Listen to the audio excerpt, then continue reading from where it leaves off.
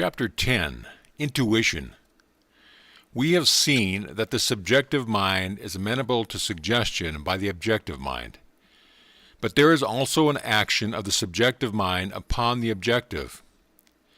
The individual's subjective mind is his own innermost self, and its first care is the maintenance of the individuality of which it is the foundation.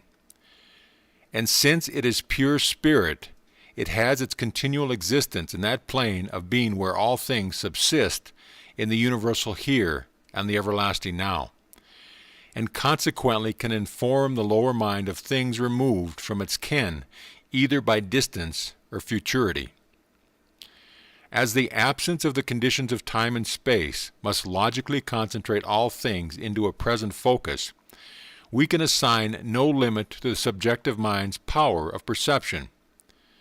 And therefore the question arises, why does it not keep the objective mind continually informed on all points? And the answer is that it would do so if the objective mind were sufficiently trained to recognize the indications given.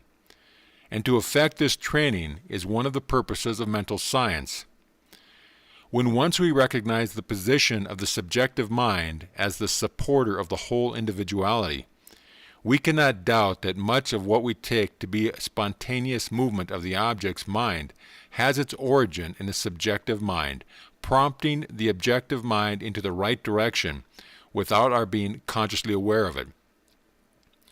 But at times when the urgency of the case seems to demand it, or when, for some reason yet unknown, the objective mind is for a while more closely in rapport with the subjective mind, the interior voice is heard strongly and persistently.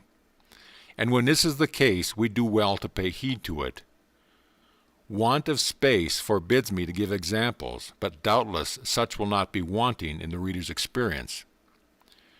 The importance of understanding and following the intuition cannot be exaggerated, but I candidly admit the great practical difficulty of keeping the happy mean between the disregard of the interior voice and allowing ourselves to be run away with groundless fancies. The best guide is the knowledge that comes of personal experience, which gradually leads to the acquisition of a sort of inward sense of touch that enables us to distinguish the true from the false, and which appears to grow with a sincere desire for truth, and with the recognition of the Spirit as its source. The only general principles the writer can deduce from his own experience are that when, in spite of all appearances pointing in the direction of a certain line of conduct, there is still a persistent feeling that it should not be followed. In the majority of instances, it will be found that the argument of the objective mind, however correct on the facts objectively known, was deficient from ignorance of facts which could not be objectively known at the time, but which were known to the intuitive faculty. Another principle is that our very first impression of feeling of any subject is generally correct. Before the objective mind has begun to argue on the subject, it is like the surface of a smooth lake, which clearly reflects the light from above. But as soon as it begins to argue from outside appearances, these also throw the reflection upon its surface, so that the original image becomes blurred and is no longer recognizable.